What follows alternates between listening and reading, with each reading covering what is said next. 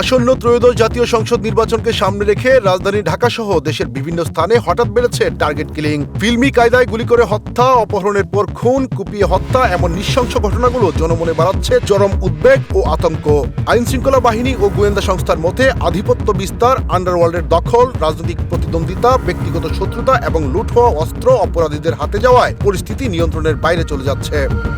স্বরাষ্ট্র উপদেষ্টা জাহাঙ্গীর আলম চৌধুরী অবশ্য দাবি করেছেন, নির্বাচনের আগে আইন শৃঙ্খলা পরিস্থিতি অবনতি হওয়ার কোনো আশঙ্কা নেই। গত 1.5 বছরে আইন শৃঙ্খলা পরিস্থিতির উন্নতি হয়েছে বলেও মন্তব্য করেন তিনি। এদিকে গেল 15 দিনে রাজধানী সহ দেশের বিভিন্ন স্থানে অন্তত 35টি হত্যাকাণ্ড ঘটেছে। পুরান ঢাকার আদালত পাড়ায় শীর্ষ সন্ত্রাসী তারিফ সাইফ মামুনকে গুলি করে হত্যা, গুলশানে ছাত্রদল নেতা সৌরভকে কুপিয়ে হত্যা, পল্লবীতে যুবদল নেতা গোলাম কিবরিয়াকে গুলি করে হত্যা এমন ধারাবাহিক ঘটনার পাশাপাশি জাতীয় ঈদগাহের সামনে ড্রামের 2 টুকরো লাশ উদ্ধার হওয়া নৃশংসতার ভয়াবহতা আরও বাড়িয়ে দিয়েছে।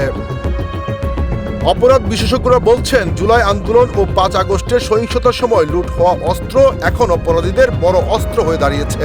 পুলিশের হিসাবে এখনো 1344টি লুট হওয়া অস্ত্র অপরাধীদের হাতে রয়েছে। এগুলো ব্যবহার করে চলছে টার্গেট কিলিং, চাঁদাবাজি, আধিপত্য বিস্তার সহ নানা অপরাধ। অন্যদিকে রাজনৈতিক সহিংসতার চিত্র উদ্বেগজনক। গত অক্টোবরে 68টি রাজনৈতিক সহিংসতার ঘটনায় নিহত হয়েছেন 9 জন, আহত হয়েছেন অন্তত 400 জন। আইন ও সালিশ কেন্দ্র বলছে, গত 10 মাসে রাজনৈতিক সহিংসতায় প্রাণ গেছে 90 জনের, আহত হয়েছেন 3835 জন। অপরাধ বিশ্লেষকরা মনে করেন, আইন শৃঙ্খলা বাহিনীর ভেতরে সমন্বয়হীনতা এবং রাজনৈতিক বিভাজন মাঠ পর্যায়ে নিয়ন্ত্রণ দুর্বল করে দিচ্ছে।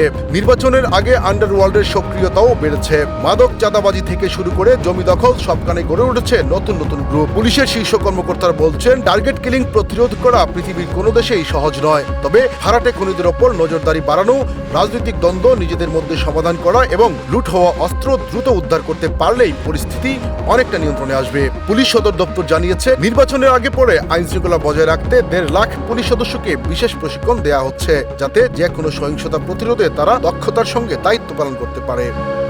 এস এম শামীম, সুখবর।